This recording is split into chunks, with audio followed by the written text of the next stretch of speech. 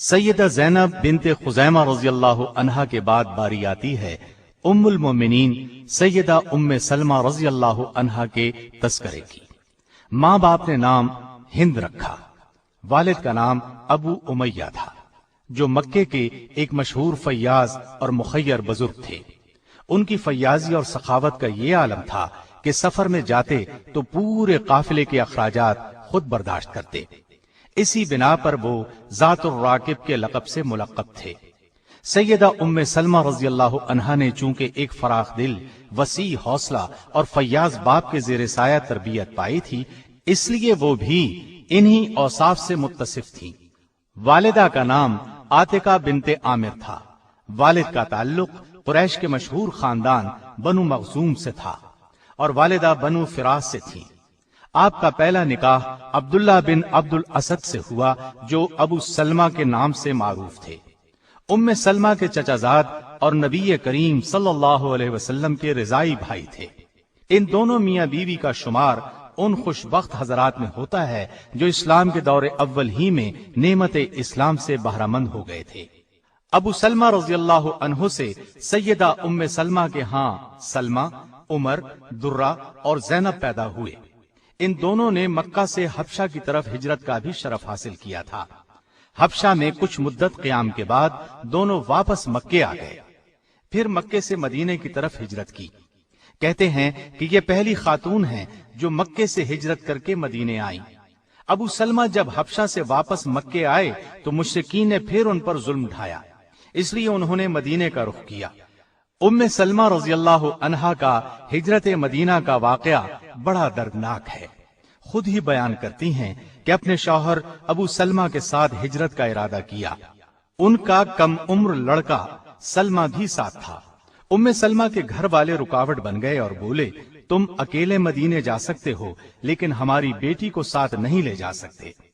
مجبوراً انہوں نے اپنی بیوی کو وہیں چھوڑا اور مدینے چلے گئے۔ ام سلمہ اپنے گھر آ گئی۔ اس وقت ان کی گود میں دودھ پیتا بچہ تھا۔ ام سلمہ کے گھر والوں نے انہیں شوہر کے ساتھ ہجرت کرنے نہیں دی اور ابو سلمہ کے گھر والوں نے ان سے بچہ بھی چھین لیا۔ اب حالت یہ تھی کہ ابو سلمہ مدینے میں تھے، ام سلمہ اپنے گھر میں اور بچہ ابو سلمہ کے ماں باپ کے پاس تھا۔ ظاہر ہے یہ صورت ام سلمہ کے لیے کس قدر اذیت ناک تھی۔ خاوند کی جدائی، اوپر سے بچے کی جدائی کوئی معمولی واقعہ نہ تھا۔ ان کی حالت خراب ہو گئی۔ روزانہ گھر سے بے قراری کے عالم میں نکل کر مقام ابطح میں بیٹھ کر رویا کرتی۔ یہ ایک ٹیلہ تھا جس پر یہ گریہ زاری کرتی۔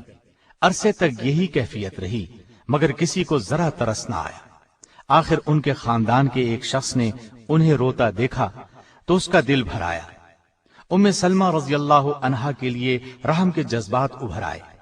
گھر آ کر اس نے لوگوں کو جمع کیا اور کہا، اس بے بس اور ناتواں عورت پر کیوں ظلم ڈھاتے ہو؟ اسے اپنے شوہر کے پاس جانے دو اور اس کا بچہ بھی اسے دے دو۔ اس شخص نے یہ الفاظ اس انداز سے کہے کہ آخر سب نے اس کی بات مان لی۔ بچہ ان کے حوالے کر دیا اور مدینے جانے کی اجازت دے دی گئی۔ اب اپنے بچے کو لیے اونٹ پر سوار ہوئیں اور مدینے کا راستہ لیا۔ ساتھ کوئی مرد نہیں تھا، تنہا تھی اور راستہ طویل تھا۔ تنعیم کے مقام پر پہنچی تو کلید بردار عثمان بن طلحہ نے انہیں دیکھ لیا۔ یہ اس وقت تک مسلمان نہیں ہوئے تھے۔ کعبے کی چابی ان کے خاندان کے پاس چلی آ رہی تھی۔ انہوں نے دیکھ کر پہچان لیا اور کہا، ام سلمہ ہیں۔ ان کے خاوند ابو سلمہ سے ان کے بہت اچھے تعلقات تھے۔ عثمان نے پوچھا، کہاں کا ارادہ ہے؟ ام سلمہ رضی اللہ عنہا نے کہا، مدینے کا۔ عثمان نے پوچھا، کوئی ساتھ ہے؟ آپ نے فرمایا، اللہ اور یہ بچہ۔ اس پر عثمان نے کہا، تم تنہا کیسے جاؤ گی؟ میں ساتھ چلتا ہوں۔ یہ کہہ کر انہوں نے اونٹ کی مہار پکڑ لی اور مدینے کی طرف روانہ ہو گئے۔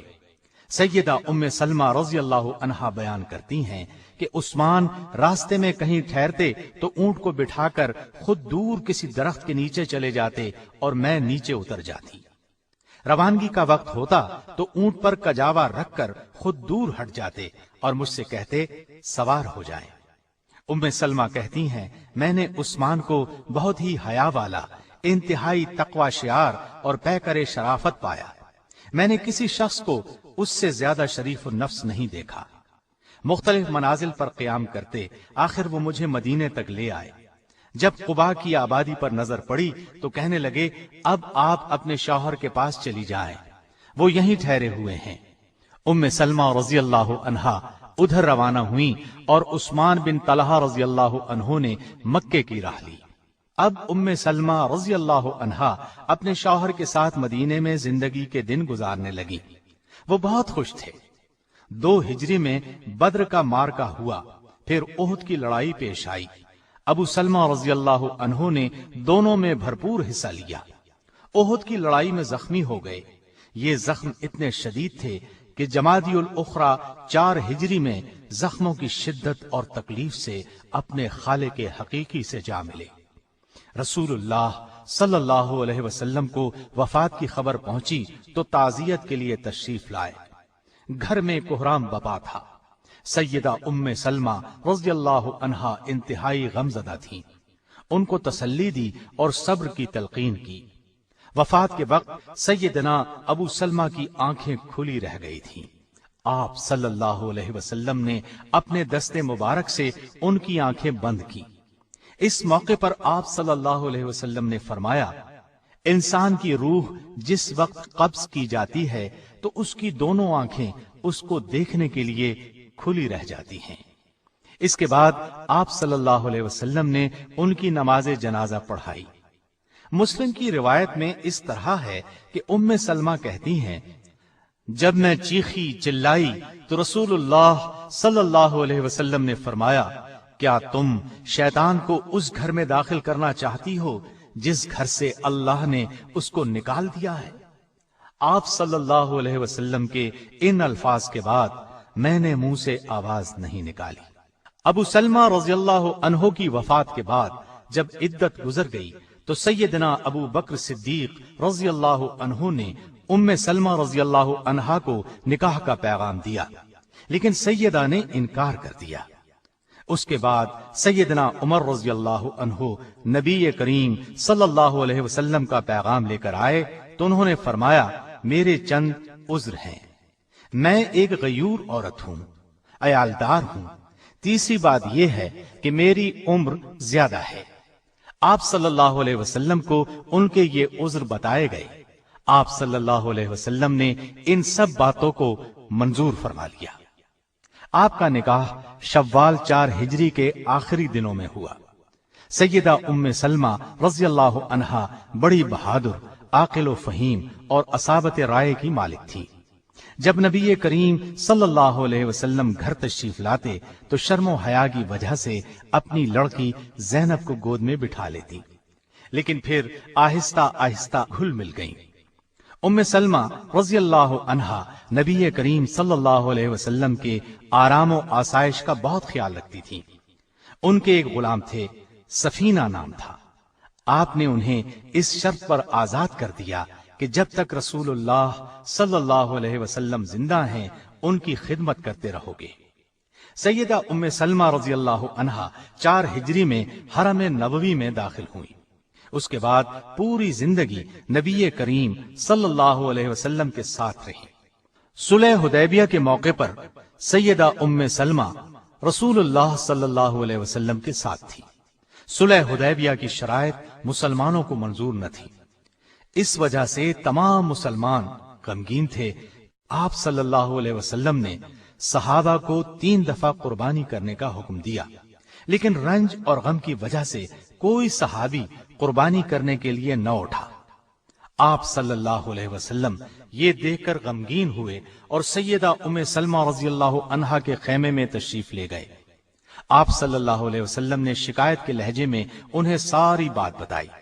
اس پر ام سلمہ نے عرض کیا، اے اللہ کے رسول صلی اللہ علیہ وسلم، یہ صلح مسلمانوں کو بہت ناگوار گزری ہے۔ افسردہ ہونے کی وجہ سے آپ کے حکم کی تعمیل نہیں کر سکے۔ آپ کسی سے کچھ نہ کہیں بلکہ باہر نکل کر اپنی قربانی کریں اور سر منڈوا دیں، یہ خود بخود آپ کی پیروی کریں گے۔ آپ صلی اللہ علیہ وسلم نے ان کا یہ مشورہ پسند فرمایا اور باہر نکل کر قربانی کی۔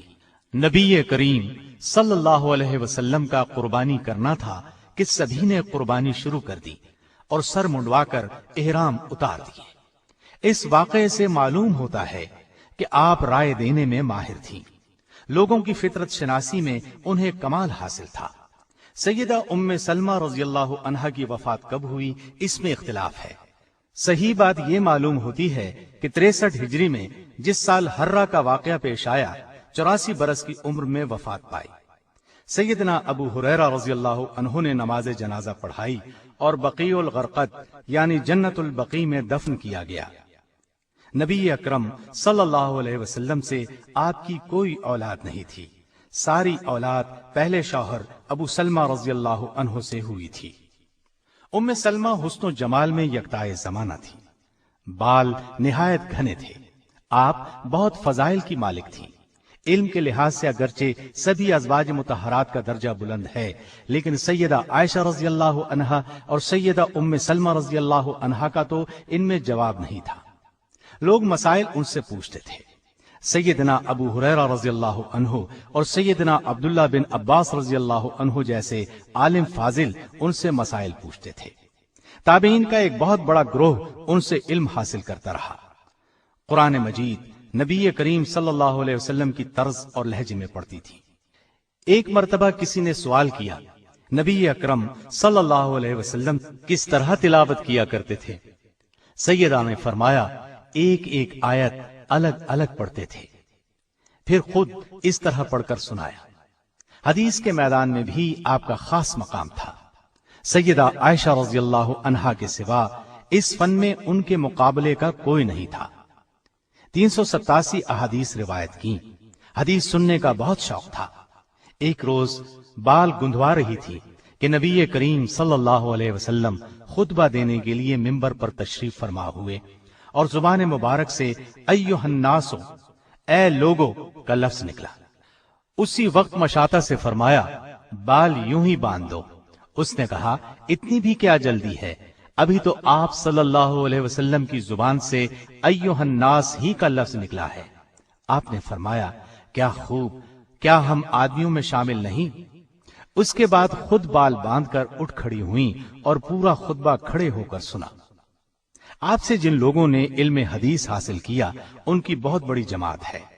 حافظ ابن قیم نے لکھا ہے کہ اگر سیدہ ام سلمہ کے فتاوی جات کو جمع کیا جائے تو ایک کتاب بن سکتی ہے۔ آپ کو قرآن و سنت میں کامل دسترس تھی، فقہ کی ماہر تھی، زہد اور تقوی انتہا کا تھا۔ ایک مرتبہ سیدنا عبد الرحمن بن عوف رضی اللہ عنہ نے آ کر کہا، اماں میرے پاس مال اس قدر جمع ہو گیا ہے کہ اب بربادی کا خوف ہے۔ آپ نے فرمایا، بیٹا اس کو خرچ کر دو۔ رسول اللہ صلی اللہ علیہ وسلم سے آپ کو انتہا درجے کی محبت تھی۔ اس طرح